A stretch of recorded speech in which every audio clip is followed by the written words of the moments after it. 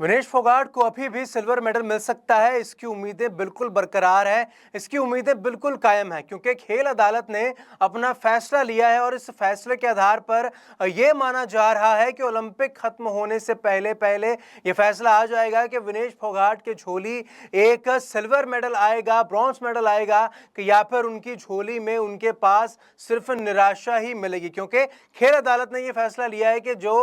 जिस आधार पर विनेश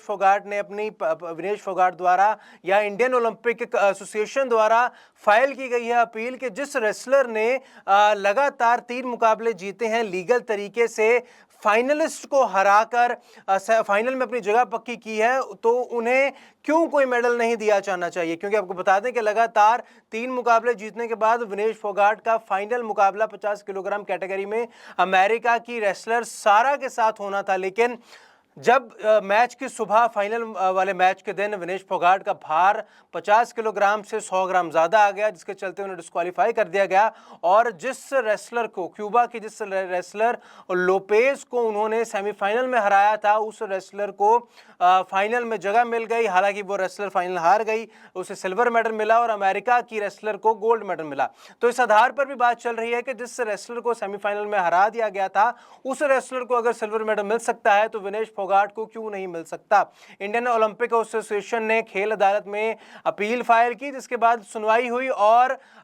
उस आर्बिट्रेरी कोर्ट का यह कहना है कि सिर्फ कुछ घंटों के अंदर यह फैसला लेना सरासर गलत भी होगा और मॉरल भी नहीं होगा कि किस तरीके से एक इतना बड़ा फैसला लिया जा सकता है। इतने सालों से चलते आ रहे नियमों को कुछ घंटे के अंदर चुनौती कैसे दी जा सकती है। इसलिए ओलंपिक खत्म होने से पहले पहले आर्बिट्रेशन कोर्ट इस पर फैसला लेगी कि क्या विनेश फोगाट को सिल्वर मेडल मिलना चाहिए या नहीं मिलना चाहिए। क्योंकि इस पक्ष में इंडियन ओलंपिक एसोसिएशन की बात सुनी जाएगी, यूनाइटेड वर्ल्ड रेसलिंग की बात सुनी जाएगी और ओलंपिक एसोसिएशन की बात सुनी जाएगी। इन तीनों के आधार पर ही फैसला लिया जाएगा कि क्या विनेश फोगाट को सिल्वर मेडल मिलेगा, क्या ब्रॉन्ज मेडल मिलेगा, या फिर किसी और सम्मान से ओलंपिक कमेटी द्वारा सम्मानित किया जाता है। तो मेडल की उम्मीदें अभी भी बरकरार है। मेडल की उम्मीदें हैं कि विनेश फोगाट ने, जिसने बहुत अच्छा प्रदर्शन किया था, कुछ गलती के कारण, कुछ किस्मत खराब थी कि समय रहते भार नहीं कम हुआ, अचानक भार बढ़ गया।